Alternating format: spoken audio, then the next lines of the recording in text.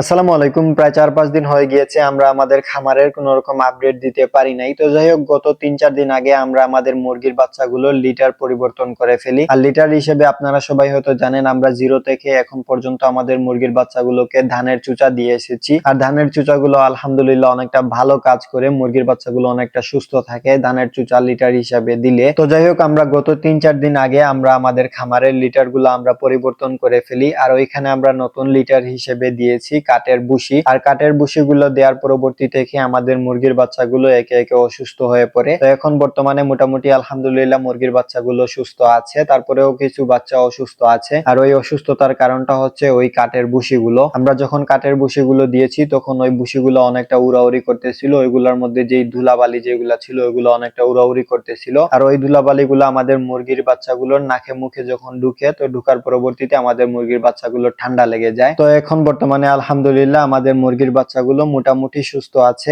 এখনো ঠান্ডার একটা ভাব আছে, যেহেতু এখন বর্তমানে ঠান্ডার সিজন, তো মুরগির ঠান্ডা লাগলে ওই ঠান্ডাটা ছাড়তে চায় না। তো আপনারা সবাই আমাদের মুরগির বাচ্চাগুলোর জন্য দোয়া করবেন, আল্লাহ তাআলা যেন আমাদের এই মুরগির বাচ্চাগুলোকে দ্রুত সুস্থ করে দেন। তো যাই হোক, আজকে আমরা আমাদের এই মুরগির বাচ্চাগুলো থেকে কিছু বাচ্চা আমাদের নতুন খামারের মধ্যে উঠাবো। তো যার জন্য আমাদের বাচ্চাগুলো উঠানোর আগে কিছু কাজ বাকি রয়েছে, তো ওই কাজগুলো আমরা প্রথমে কমপ্লিট করে ফেলবো। তো প্রথম কাজটা ছিল আমাদের যেই সাইটে মুরগি যেগুলো আমরা রেখেছি ডিমের জন্য, তো ওই মুরগিগুলার নিচের যে মাচা যেটা আছে ওইটা আমাদেরকে ভালো করে পরিষ্কার করতে হবে। তো যার জন্য আমরা প্রথমে আমাদের মুরগির সাইডে চলে আসি। তো এখানে আসার পরবর্তীতে আমরা মুরগির যেই ফ্লোর যেটা আছে বা মাচা যেটা আছে ওইটা ভালো করে আমরা পরিষ্কার করে ফেলি পানি দিয়ে। তো মুরগির সাইডের মাচার কাজ কমপ্লিট করার পরবর্তীতে আমরা চলে আসি বাহিরে। তো বাহিরে আসার পরবর্তীতে আমরা কিছু পলিথিন কাটতেছিলাম। আর এই পলিথিন গুলা আমরা আমাদের মাচার যেই সাইডটা আছে তো ওই সাইডে আমরা পেঁচিয়ে দিব। কারণটা হচ্ছে এখন যেহেতু ঠান্ডার সিজন, তো ঠান্ডা বাতাস আমাদের নিচে মাচা দিয়ে আমাদের মুরগির বাচ্চাগুলোর গায়ে লাগবে। তো যার জন্য আমরা ওই পলিথিন গুলা রাত্রে আমাদের এইখানে বিছিয়ে দিব। তো ওইগুলা বিছিয়ে দিলে আর নিচের দিকে বাতাস ঢুকবে না, তো আমাদের মুরগির বাচ্চাগুলোর ঠান্ডাটাও একটু কম লাগবে। তো যার জন্য আমরা এই পলিথিন গুলা কেটে আমাদের মাচার যে